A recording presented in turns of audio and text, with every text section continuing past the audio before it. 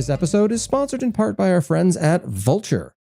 Optimized cloud compute plans have landed at Vultr to deliver lightning-fast processing power courtesy of 3rd-gen AMD EPYC processors without the I/O or hardware limitations of a traditional multi-tenant cloud server.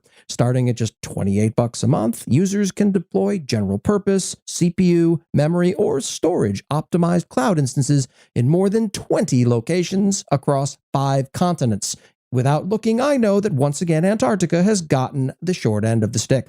Launch your Vultr optimized compute instance in 60 seconds or less on your choice of included operating systems, or bring your own.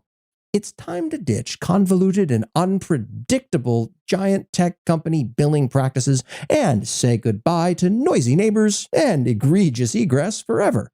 Vultr delivers the power of the cloud with none of the bloat.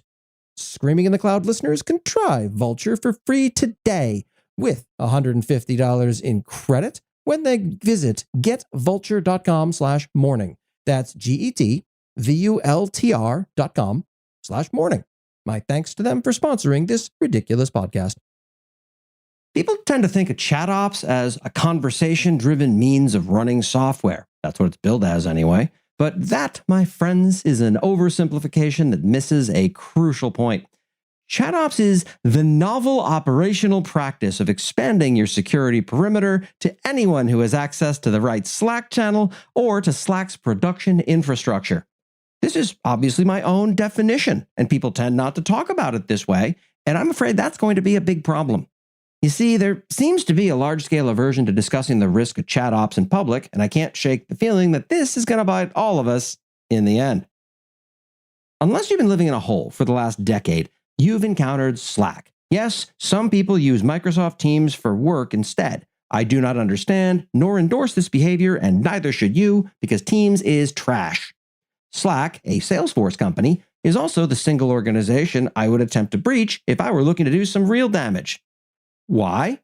Because while people store code and databases and naughty videos in their AWS accounts, they talk about things ranging from lunch plans to mergers and acquisitions, to their passwords, to their extramarital affairs, to their insider trading crimes within Slack. This is largely considered a boon for regulators looking to simplify their e-discovery.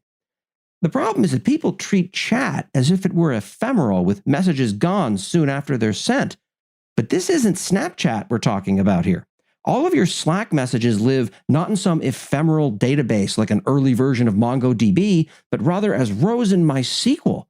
Slack's security team is excellent because it pretty damn well has to be, because if it isn't, your deepest chat secrets are but a SQL query away.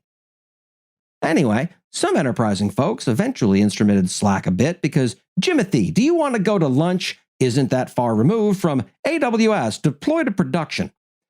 The sound effect Slack plays when that chat message arrives is the creak of Pandora's Docker container opening. This, of course, brings us to AWS. Now, never one to spy an ill-defined buzzword without enthusiastically launching a service into the category, AWS created a full-on service called, of course, AWS Chatbot. It's roughly here, as they say, that our troubles begin.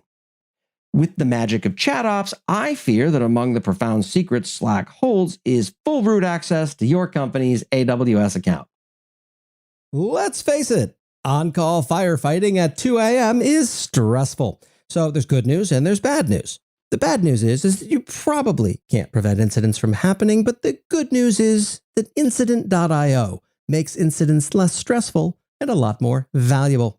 Incident.io is a Slack-native incident management platform that allows you to automate incident processes, focus on fixing the issues, and learn from incident insights to improve site reliability and fix your vulnerabilities.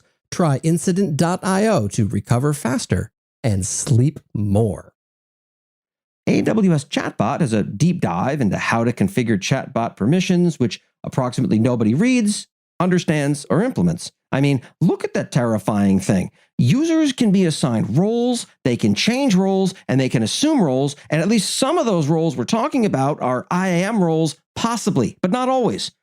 Folks are rarely as diligent as we, and belatedly they, wish they were when it comes to security. There's a whole mess of fiddly to troubleshoot bits in chatbot setup that people often override, saying, "The hell with it, I trust my team, we'll just grant them admin level access and fix it later." Later never comes, leaving Slack users with access to do truly terrible things in sensitive environments due to the rise of the ChatOps phenomenon.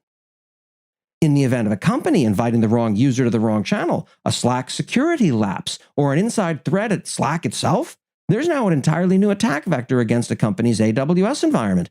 Insider trading cuts less viscerally at the engineering mind than access to production or how AWS might possibly respond to a passive-aggressive API call. What makes this so pernicious and borderline unique is that I don't see people talking about this risk as anything other than a passing abstract thought. Now, let's be sure to give AWS some credit here. There are a bunch of permissions that AWS flat out will not support via chatbot, no matter how poorly you misconfigure the thing. That said, there's more than a little ambiguity here. It's a deny list rather than an allow list. So who's responsible for keeping that list updated with new and excitingly dangerous services? Is there a baked-in permissions boundary that won't shed these restrictions the moment the chatbot assumes a different role via STS? As one example, it blocks an EC2 permission, but disturbingly, not the associate IAM instance profile variant. I haven't gone in depth with this yet, but I can envision a few ways a bad actor could brush aside these limitations as they're currently written. Now let's talk about Slack. I'm not suggesting that Slack is a bad company or product, nor that they will or have suffered a breach. I'm also not suggesting that AWS doesn't have the tools in place to appropriately limit the blast radius of ChatOps. I'm not even suggesting that any of this is a bad idea in the first place. I am suggesting that people are fallible. And from where I sit, Slack with AWS chatbot feels like a major risk factor that largely goes unacknowledged by the folks responsible for managing risk appropriately. And if that's you, you might want to look a little bit more closely into your company's ChatOps guardrails.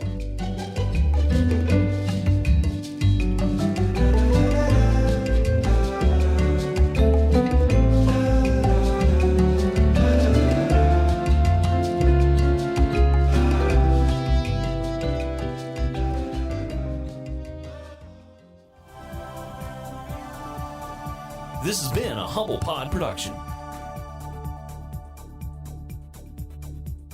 Stay humble.